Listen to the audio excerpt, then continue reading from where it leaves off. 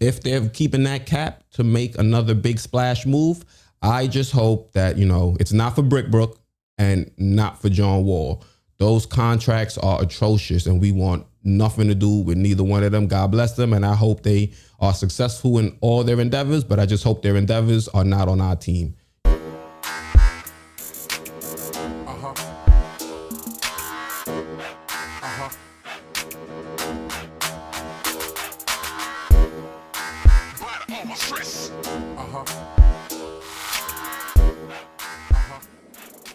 Hey, what's going on? Keys here from Sports Vibes TV, and I'm just as confused as you guys. I have no idea why Julius Randle is still on this team. Now, we all saw a glimpse of what Julius Randle could contribute to the team last season, and I think for the most part, Knicks fans are not impressed. He put up pretty good numbers statistically, but in the NBA, there are a plethora of players that are able to stuff the stat sheet and do absolutely nothing when it comes to the bottom line, which is winning. And I think Julius Randle fits that mold, and it's time for us to ship him off and to actually bring in a point guard. Now, a lot of you guys wanted me to try to explore the Knicks potentially bringing in Lonzo Ball.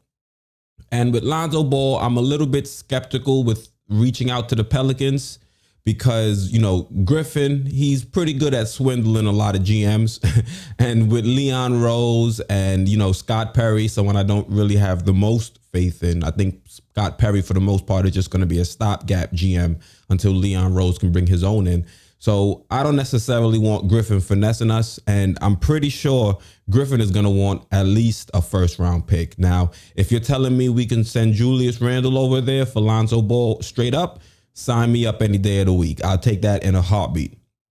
But I think it's going to, take a little bit more than that. I'm thinking, I've seen some trades going around and where it might take Dennis Smith Jr., Kevin Knox, and a first round pick.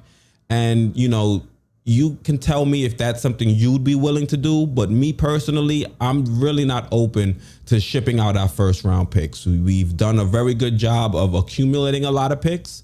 And if we're going to, use one of them as a trade asset, I want a player that's going to be with us for a longer period of time. Yes, Lonzo Ball is going to enter restricted free agency and we have the ability to match.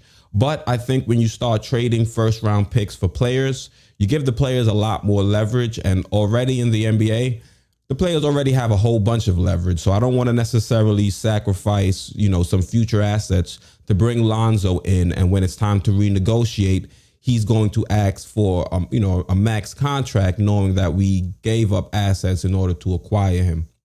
Now, if he performs to the level in which he is, deserving of a max contract, then yeah, perfect. That would be nice to help build up the foundation and the core of the team. But based on what we've seen with Lonzo, I think for the most part, we know who he is as a player. I think he hasn't necessarily reached, the height of his potential. But I think we know that he's not necessarily going to be a superstar player. He's going to be a quality starting point guard. And that's exactly what the Knicks need. And if it's going to cost DSJ, Kevin Knox, and the future first, then me personally, I would say no. You can let me know in the comments if that's something you'd be comfortable with, and we can discuss it down there. But me personally, I think we can try to give up a little bit less in order to acquire him. The problem is when it comes to the cap of Julius Randle, he makes a lot more than Lonzo. So if it's going to take more than Julius Randle, if we're going to have to include other players along with Julius Randle, the trade's going to be a little bit more difficult to pull off based on how the Pelicans roster is constructed. I think you don't see too many players that the Pelicans would look to move off of.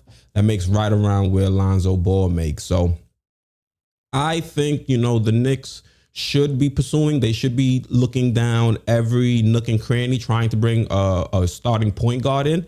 Even Ian Begley, he recently dropped a video himself saying that the Knicks, teams are reaching out to the Knicks, and the Knicks sound like they still have another move they're waiting to make with the $18 million in cap space that we still have available. Remember, the Knicks have to spend $14 million in order to get up to the salary cap floor that's required. They have to spend 95% of the cap in order to stay within the rules of the CBA. And if they're keeping that cap to make another big splash move, I just hope that, it's not for Brickbrook and not for John Wall. Those contracts are atrocious and we want nothing to do with neither one of them. God bless them. And I hope they are successful in all their endeavors, but I just hope their endeavors are not on our team. You feel me? So once again, I'm Keith, host of Sports Vibes TV, and I'm out.